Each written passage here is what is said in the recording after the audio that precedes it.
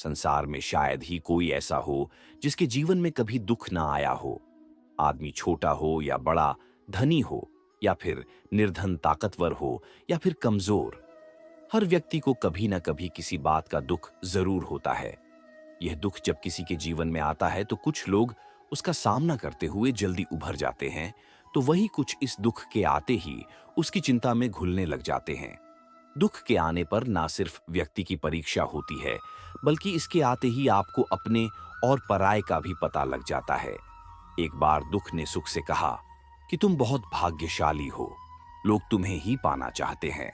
तब सुख ने कहा, भाग्यशाली मैं नहीं बल्कि तुम हो, क्योंकि तुम्हारे आते ही लोग अपनों को याद करने लग जाते हैं। तो वही जैसे मैं किसी के जीवन में प्रवेश करता हूं तो लोग अपनों को भूल जाते हैं। इंसान के जीवन में दो तरह के दुख होते हैं। पहला वह जिसकी अभिलाषा पूरी नहीं हुई, और दूसरा यह कि उसके जीवन की अभिलाषा पूरी हो गई। जीवन के सारे दुखों का एक ही कारण है। ऐसे में किसी भी प्रकार का कष्ट आने पर सबसे पहले उससे जुड़ी चिंता करना छोड़ दे, बल्कि उसे दूर करने का चिंतन करें। अगर थोड़े से आराम को छोड़ने से व्यक्ति को बड़ी खुशी मिलती है, तो एक समझदार व्यक्ति को चाहिए कि वह थोड़ा सा दुख या कष्ट सहते हुए बड़ा सुख हासिल करे। दुख किसी के साथ भेदभाव नहीं करता है, वह हर किसी के जीवन में आता है। इसलिए दुखी होने की बजाय उससे बाहर निकलने का प्रयास करना ही समझदारी होता है। इंसान का जीवन एक सिक्के के समान है, जिसके एक और सुख तो दूसरी ओर दुख होता है। इंसान के साथ कभी सुख तो कभी दुख लगा रहता है। ऐसे में जब सुख हो तो घमंड मत करना, और जब दुख आए तो थोड़ा सब्र करना। किसी ने ठीक ही कहा है कि जिंदगी का रोना भी कोई रोना है। जिंदगी रोकर काटो या हंसकर, वह तो कट ही जाती है। सुख और दुख जिंदगी के खेल है। इन्हें खेल की तरह खेलते हुए चलने का नाम ही जिंदगी है। अगर दुखों को नजरअंदाज न किया जाए तो जीना मुश्किल हो जाता है। दुख का प्रत्यक्ष रूप जितना बड़ा दिखाई देता है, अंदर से वह उतना ही खोखला और कमजोर होता है।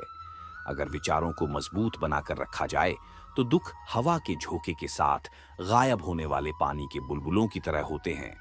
दुख तकलीफ इंसान की जिंदगी के साथ जुड़ी हुई ऐसी आपस घटनाएं हैं जो क्षति पहुंचाकर हमें विचलित कर देती है। कभी कभी तो अविवेकी इंसान सहन शक्ति के अभाव में अपना होश खो बैठता है। मुसीबतों को टालने की कोशिश करते हुए भी हमारा मन विचलित हो ही उठता है।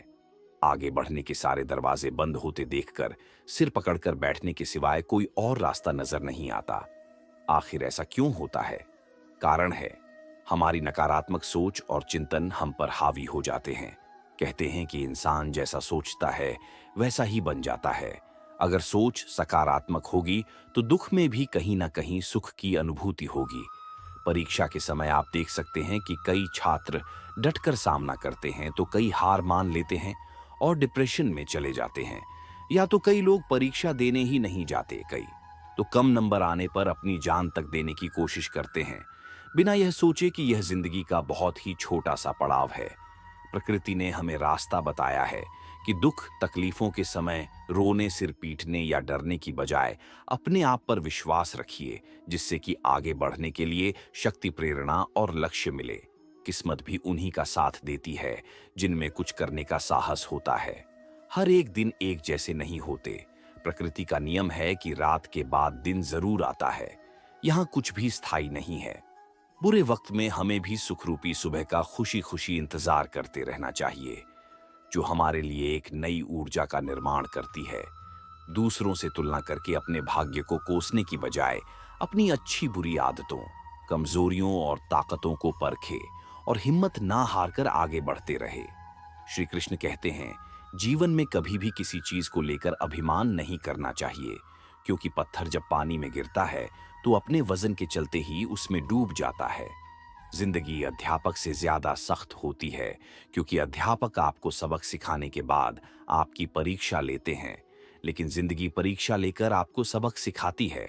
जिस तरह हवा कभी भी एक दिशा में नहीं बहती, समय समय पर बदलती रहती है, कुछ ऐसे ही आपकी किस्मत भी है जो समय समय पर बदलती रहती है। इसलिए जीवन में आने वाले किसी भी दुख या नाकामयाबी से कभी निराश ना हो।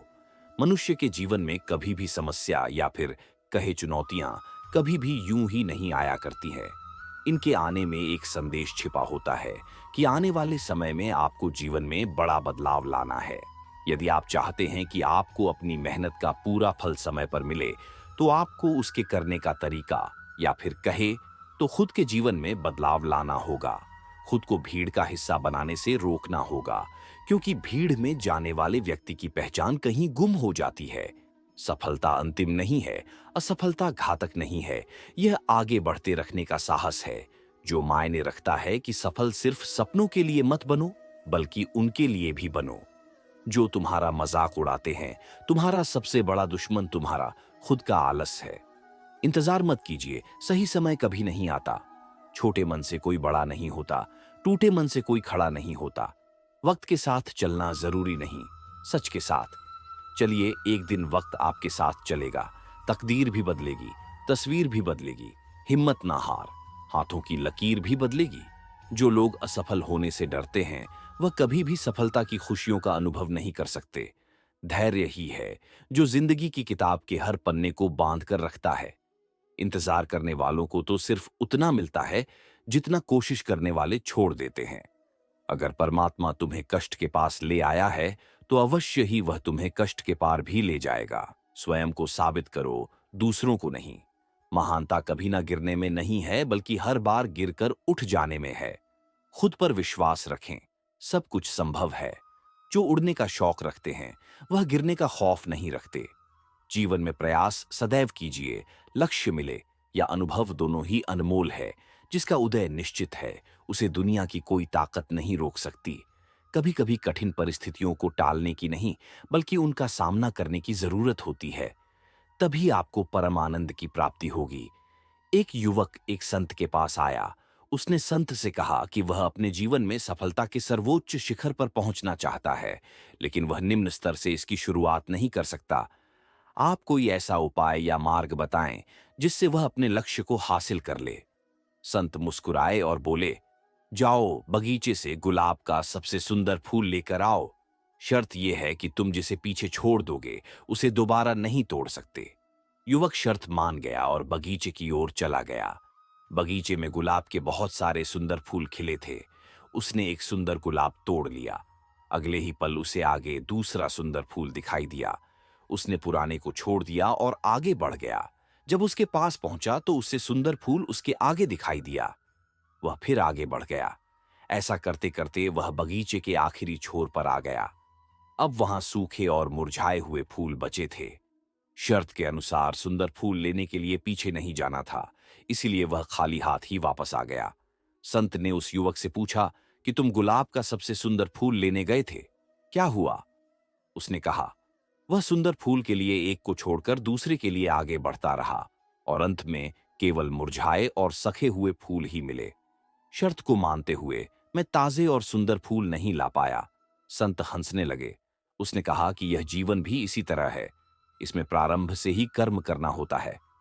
कई बार देखा गया है कि सफलता उसी कार्यों और अवसरों में ही होती है। जो लोग अधिक तथा सर्वोच्च की चाह में केवल आगे बढ़ते जाते हैं, आखिर में उनको भी खाली ही हाथ आना पड़ता है। संत की बातों को युवक समझ गया था। उसने अब सभी कार्यों को पूरी लगन और मेहनत से करने का निश्चय किया, ताकि जीवन में मिले अवसरों का पूरा लाभ उठा पाए। अगर आपको हमारी यह वीडियो पसंद आई हो, तो हमारी वीडियो को लाइक तथा चैनल को सब्सक्राइब जरूर करें और बेल आइकन दबाना ना भूले। जय हिंद, जय भारत।